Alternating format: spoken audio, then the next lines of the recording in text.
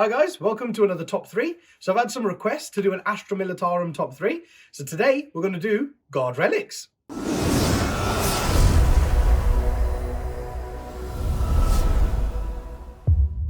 If you haven't already, hit that subscribe button and the notifications bell in the corner there so you know each time we release one of these videos. So Guard Relics then, top 3 Guard Relics. Now, people don't even know that there are more than one Guard Relic because there's like only one people ever take. But there are. Laurels of Command I have in number 3. It's pretty cool. You roll a dice each time the bearer issues an order to a friendly regiment unit within 6 inches of himself, and on a 4+, the bearer can immediately issue another order to the same unit. It doesn't seem that powerful, but if you take it on someone who's got 2 or 3 orders that they can do, and you double up on them, if you want to first rank fire, second rank fire somebody and get like 40 shots from a squad when somebody gets up close, you can also then, if you roll a 4+, you can give them reroll ones to hit as well. If they're Cadian, you can give them full rerolls to hit. So imagine that, full rerolls to hit with 40 shots, just from, it's for nothing basically. It's just a 55-point guard squad. They're not meant to kill anything. They're meant to go and hold objectives, but you've got the chance to be able to do something like that.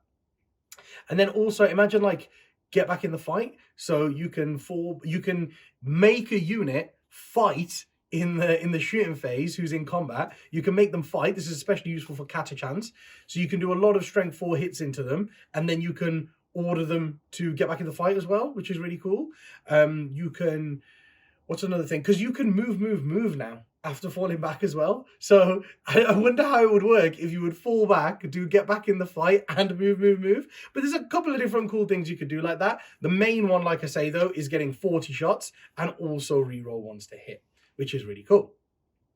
Number 2, I put Kurov's Aquila. Now I know this will be number 1 on a lot of lists, but I think if you look at the current meta and stuff, there are different things you can take to make different forces stronger. And Kurov's Aquila is nice, but it's basically like an add-on that you do, because normally you would see Kurov's Aquila in an army where guard are allied in to make something else stronger.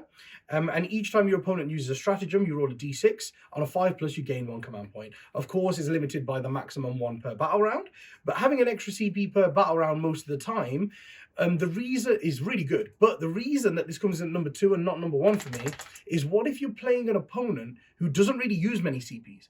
What if you're playing like a demon list who starts with 2 CP because they've got the 7 big monsters in there and they use like 1 stratagem a turn? Chances are you're going to get 1 CP every 3 turns. At that point, is it really the best relic? So because it's situational, I put it in at number 2.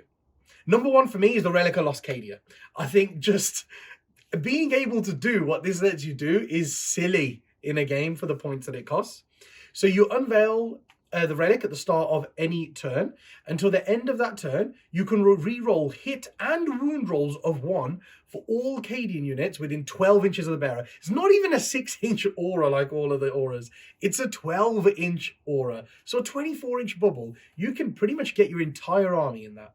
And you can re-roll hit and wound rolls of 1 for everybody there. That's insane, especially for tanks and artillery, manticores, all of that kind of stuff. It makes them even more efficient, which is very scary. But you can instead reroll all failed hit rolls and all failed wound rolls for those units if they're targeting a chaos unit. Now, if you look at the meta, Magnus is on the rise, Mortarion is on the rise, Death Guard are everywhere, Demons are everywhere. There are so many chaos armies at the top now, especially with like the double Emperor's Children Terminator bomb doing really well in tournaments over in the US. There's so much chaos about that this, once per game, your basically entire army is going to get full rerolls to hit and wound. That will decimate pretty much any chaos army if you've got the right units in your army to take advantage of this.